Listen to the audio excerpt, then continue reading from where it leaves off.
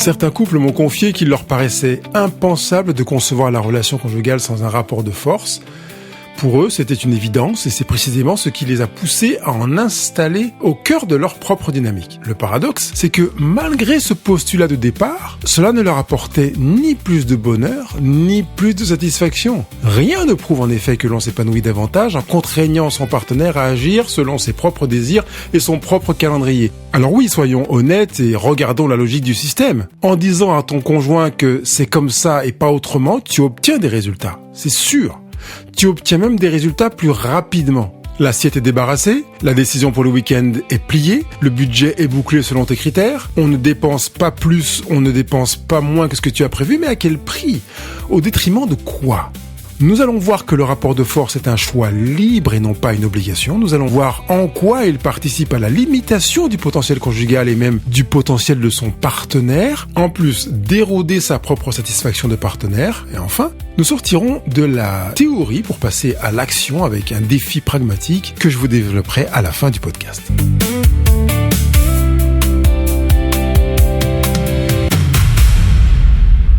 Pour comprendre pourquoi le rapport de force a autant d'adeptes, il faut regarder sa fonction première. Il est hyper efficace à court terme. C'est une stratégie de compression du temps, en fait. Lorsque tu imposes une décision par la colère, le chantage affectif, le silence punitif ou l'autorité, tu brises la résistance de l'autre, tu obtiens une soumission immédiate ou un alignement forcé, et c'est une victoire logique. Ton besoin est rempli, là, tout de suite. Le problème de cette approche, c'est qu'elle confond l'obéissance avec l'adhésion. Ce que les couples qui fonctionnent ainsi ne voient pas, c'est le coût caché de cette méthode. De nombreuses études qui ont été faites sur les couples ont montré que l'utilisation de la contrainte et le refus d'accepter l'influence de l'autre sont les prédicteurs les plus fiables de l'érosion définitive du lien. Les plus fiables. Ça veut dire que je sais que si je fais appel ou que j'ai recours régulièrement au rapport de force, je prédis la fin de ma relation conjugale. En clair, chaque fois que tu gagnes un arbitrage par la force, tu perds des points de connexion et de solidité relationnelle. Voici le second paradoxe que je voudrais présenter aujourd'hui, c'est que, au demeurant, c'est un paradoxe majeur. Le rapport de force sabote en premier lieu la satisfaction de celui qui l'exerce. On pense que ça a un gros avantage pour soi, mais on s'abîme soi-même. Quand tu gères ton couple par la contrainte, tu te condamnes à devenir le gardien de prison de ta propre relation. Tu te retrouves à devoir surveiller, vérifier, hausser le ton, maintenir une tension pour que le cadre que tu as imposé soit respecté. Et à long terme, le partenaire qui domine développe une profonde amertume. Il se plaint de devoir tout porter, de devoir tout décider, de ne pas avoir véritablement la vie de son partenaire, de vivre avec quelqu'un de passif, mais cette passivité est le produit direct du rapport de force. À force de répéter à l'autre que c'est comme ça et pas autrement, on éteint ses initiatives, on éteint son partenaire. Tu te retrouves face à un partenaire qui se désengage de l'espace conjugal pour se protéger, et ta propre satisfaction s'effondre parce que tu as l'impression de vivre avec un exécutant, pas avec un allié. Le rapport de force agit comme un plafond de verre sur ton couple, et lorsque tu imposes ta vision de manière systématique, tu prives ta relation de la créativité, tu prives la relation de l'intelligence et des compétences de ton partenaire. Tu te prives des compétences de ton partenaire, c'est bien ce que j'ai dit. C'est la seule manière de faire les choses à la tienne. L'autre cesse de proposer. Et c'est très dommage parce qu'il n'est pas difficile de comprendre que la richesse d'une alliance réside dans la capacité à croiser deux cartes du monde, deux manières de voir les choses différentes. La différence n'est pas une menace, ça permet de créer une troisième voie plus riche, dit troisième, mais parfois cinquième, septième, huitième, et ceux qui connaissent la méthode des 9 cercles savent que ça crée des dizaines de voies.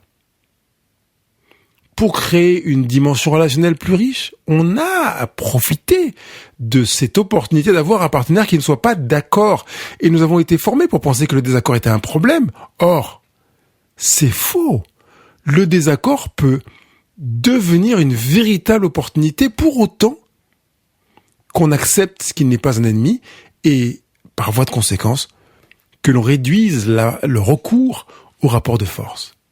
Parce qu'évidemment, quand les talents du partenaire, la sensibilité ou sa vision des priorités, tout ça est neutralisé, on se prive de la moitié des ressources disponibles pour faire avancer le navire. On a une partie des ressources. Or, n'importe qui peut aisément faire comprendre qu'on est plus intelligent à plusieurs. Même si si c'est toi qui m'écoutes actuellement et que tu as recours au rapport de force dans ta relation conjugale, tu as peut-être l'impression que ton partenaire est incapable, pas au niveau, pas à la hauteur, pas suffisamment compétent. C'est la raison pour laquelle tu veux gagner du temps et optimiser l'efficacité en prenant la décision toi-même. Alors oui, tu sais que tu gagnes du temps. Mais tu n'optimises pas l'efficacité. Tu te fais croire que tu optimises l'efficacité. Et c'est pareil quand tu es celui qui accepte que ton partenaire fasse usage des rapports de force et que tu préfères te taire, ou comme on dit à Marseille, te la clincher, en le laissant faire et diriger, gouverner. Tu penses que c'est plus facile et que c'est une manière de minimiser les risques et d'acquérir la paix, mais en réalité, tu participes à l'appauvrissement de la relation conjugale. Tu prives votre couple de la moitié des ressources disponibles pour le faire avancer. D'où l'intérêt de commencer à envisager de stopper les rapports de force. C'est pour ça que j'ai été clair dans mon titre. Et si on stoppait les rapports de force? L'idée n'est pas de réduire les rapports de force, de commencer à en accepter un petit peu moins. C'est de les stopper net. Pour moi, le rapport de force a la même toxicité perverse que la nicotine. C'est tant qu'elle est présente dans le corps, on ressent le besoin de la consommer. Un besoin faux. Parce que le corps n'a pas besoin de nicotine, nous sommes bien d'accord. Tous les gens qui vivent sans nicotine sont en pleine santé. Mais le corps nous fait croire qu'il a véritablement besoin de la nicotine pour que quand on veut s'en libérer, on ressente des symptômes de malaise, de déséquilibre, de maux de tête, maux de ventre, qu'on mange un peu plus, qu'on mange moins bien, qu'on grossisse pour se dire finalement c'était mieux quand je consommais de la nicotine. Mais non, c'est pas vrai. Ce n'était pas mieux quand on consommait de la nicotine. Dans le rapport de force, on a le même paramètre qui vient en ligne de compte en se disant mais si je ne prends pas les décisions, eh bien en fait c'est beaucoup plus difficile de prendre des décisions, c'est beaucoup plus long, c'est plus compliqué. Et puis c'est pareil quand on inverse la situation. Si mon partenaire ne prend pas toutes les décisions, c'est compliqué parce qu'on a des conflits, je suis pas d'accord avec lui, mais je préfère quand il les prend, comme ça on fait comme il veut et c'est mieux, c'est plus simple, c'est plus apaisé. Oui, mais c'est un apaisement de surface. J'ai parlé de se procurer la paix soit en exerçant le rapport de force, soit en acceptant que le rapport de force soit exercé sur nous. Mais je voudrais juste faire un zoom sur ce mot, l'étymologie de paix. Quand on illumine ce mot, on se rend compte qu'en fait, il a une racine latine qui est pacare, et qui, dans son étymologie profonde, signifie se procurer, acheter pour obtenir la paix. C'est bien ce qu'on fait dans le rapport de force. Quand on l'accepte sur soi, qu'on accepte que notre partenaire prenne le dessus, l'avenant sur nous. Alors oui, on a la paix, mais à quel prix?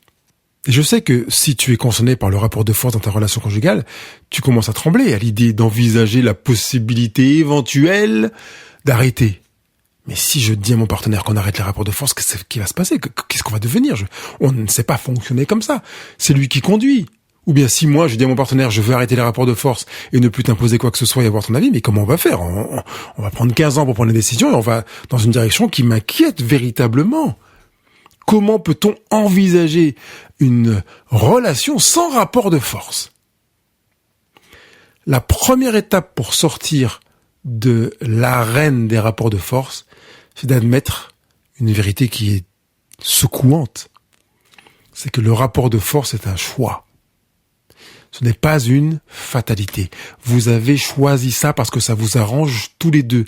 Que tu sois celui qui a recours au rapport de force ou que tu sois celui qui reçoit et qui accepte le rapport de force. Vous êtes dans une sorte de contrat. Vous faites ce choix ensemble. Personne ne te force à monter sur le ring du rapport de force. Invoquer le caractère de l'autre, le stress ou le sien, l'éducation, le comportement, chez moi c'était comme ça, donc voilà, c'est comme ça. Ce sont des fuites de responsabilité parce que tu as le droit de poser un cadre, tu as le droit de formuler tes besoins non négociables, tu as le droit d'exprimer tes limites. Mais dès que tu utilises un outil de pression pour tordre la volonté de ton partenaire, tu bascules volontairement dans le rapport de force. On va pas dans le rapport de force par accident. Parfois, on y va de manière inconsciente, mais c'est avec le poids des années, de l'histoire, parfois de la famille. Reconnaître que c'est un choix libre, c'est commencer à reprendre le pouvoir sur sa propre trajectoire et ouvrir la possibilité de commencer à faire un choix différent. Est-ce que tu réalises que c'est un choix ? Et j'ai bien dit que tu subisses, entre guillemets, le rapport de force, parce que tu ne le subis pas, tu le choisis. Ou que tu sois celui qui a recours au rapport de force. Tu le choisis. Qu'est-ce que tu choisis maintenant ?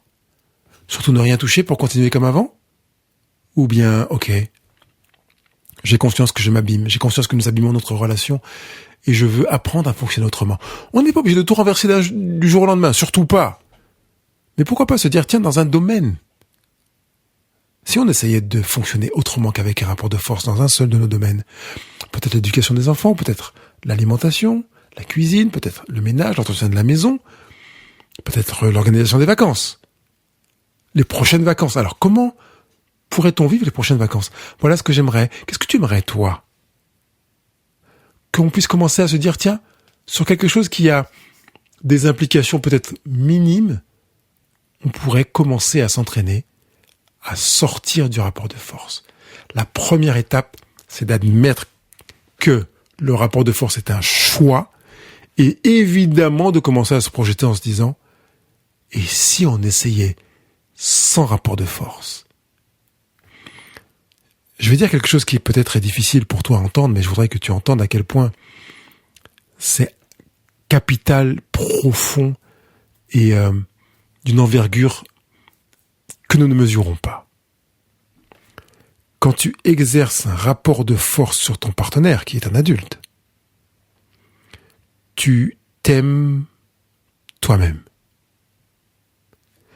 Quand tu choisis de ne pas avoir recours à un rapport de force, même quand ton partenaire a un avis différent, tu aimes ton partenaire, mais tu ne peux pas aimer ton partenaire sans t'aimer toi.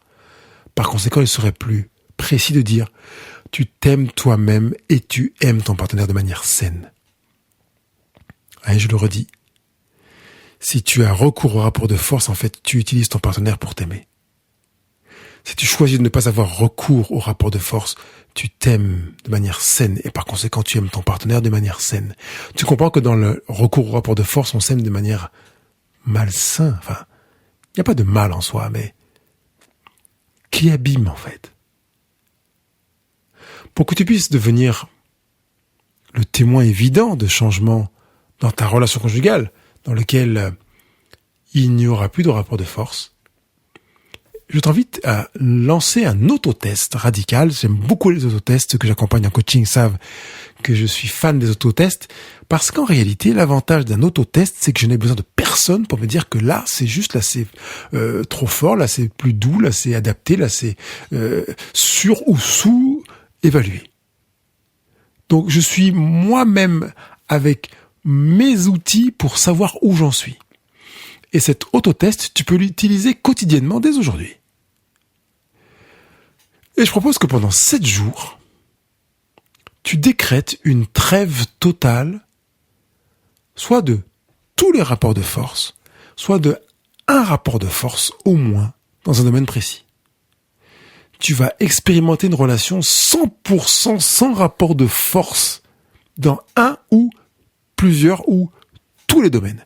Alors, ce qui pourrait être le plus intéressant, c'est que tu demandes à ton partenaire de prendre une feuille et d'écrire les domaines de votre relation dans lesquels il ou elle a le sentiment que tu exerces un rapport de force. Et faites le travail tous les deux. Donc, tu vas prendre également une feuille de papier ou ton cahier de vie, si vous en avez un, et tu vas écrire les domaines dans lesquels tu as le sentiment que ton partenaire exprime un rapport de force. Mais puisque je viens de parler d'autotest, tu peux aussi le faire pour toi. Je pense avoir recours à des rapports de force dans tel domaine, à telle et telle occasion, dans telle et telle situation. Attention, quand je demande ce travail avec ce défi 7 jours, sans aucun rapport de force dans un domaine, ou dans plusieurs, ou dans tous les domaines, il ne s'agit pas de devenir transparent, de t'écraser ou de tout accepter en silence. Ce serait de la soumission, et la soumission, c'est juste l'autre face du rapport de force. D'ailleurs, quand il y a un rapport de force, il y en a un des deux qui se soumet. Et on a bien dit que c'est participer à nourrir le rapport de force que de se soumettre. Donc l'objectif est de maintenir tes besoins tout en enlevant la contrainte et en te plaçant à l'écoute des besoins, des options, des alternatives, des désirs de ton partenaire. Et je vais te donner 3 modalités pour mener à bien cet autotest pendant ces 7 jours. Donc pendant 7 jours, je vais prendre le parti de bannir 100% des rapports de force. Même si, comme je te l'ai dit, tu peux en bannir plusieurs ou un. Donc pendant 7 jours, on va bannir définitivement les phrases impératives, les ultimatums, même quand ils sont déguisés, et les formules de fermeture comme « on fait comme ça » ou « c'est comme ça et c'est pas autrement ». Chaque fois que tu as besoin que quelque chose soit fait, tu vas formuler plutôt une demande et ouvrir immédiatement l'espace à la négociation. C'est clair que quand je parle de négociation, c'est je donne mon avis, je dis ce que je voudrais et comment je le voudrais et je suis ouvert. Même si je n'ai pas dit dis-moi ce que tu en penses, même si c'est beaucoup plus facile, tu sais par principe que tu as choisi intérieurement d'être ouvert. C'est un autotest pour toi. Donc tu ne dis plus il faut qu'on range le garage ce week-end, mais tu dis j'ai vraiment besoin qu'on range le garage ce week-end pour y voir plus clair. Qu'est-ce qui est possible pour toi ? Parce que tu as compris, quand il faut qu'on range, ça veut dire que tu entends que on est plusieurs à le faire. Ou comment on peut s'organiser ensemble. Donc tu passes de l'imposition à la collaboration. Ceux que j'accompagne en coaching qui sont au niveau 2, niveau 3, vous entendez, je le sais, quand même des éléments qui font qu'il y a des voyants qui s'allument. Mais là, on est sur un podcast. On se calme. On est dans étape 1, premier niveau, pour les personnes qui commencent à effleurer cette situation. Alors si, quand vous avez commencé à échanger, ton partenaire refuse ta proposition ou exprime un avis totalement opposé au tien, ton vieux réflexe va te pousser à hausser le ton ou à utiliser un argument d'autorité pour plier le match. C'est là que tu fais un pas de côté. Tu t'interdis de forcer la décision. Tu t'imposes à toi-même un temps d'arrêt. Tu utilises une phrase qui va te permettre de clarifier la situation. Par exemple, ok, je vois qu'on n'est pas d'accord sur la direction à prendre. Et c'est tout à fait normal. C'est pas pour rien que je dis que c'est tout à fait normal. Je ferme la parenthèse. On décide, on peut décider plus tard. Ou on pose le sujet et on regarde ça un peu plus tard, demain, calmement, quand on aura réfléchi chacun de son côté. L'idée n'est pas forcément que ce soit comme l'un ou comme l'autre, mais qu'on opte pour quelque chose qui nous convient à tous les deux. Voilà. Du coup, tu vas opter pour le temps long de l'accord, plutôt que la rapidité qui, comme on l'a vu déjà, participe à abîmer la relation.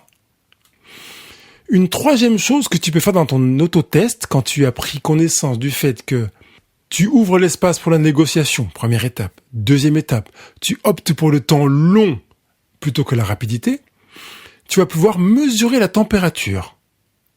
Chaque soir, tu peux prendre 2 minutes pour noter tes observations sur ton cahier de vie.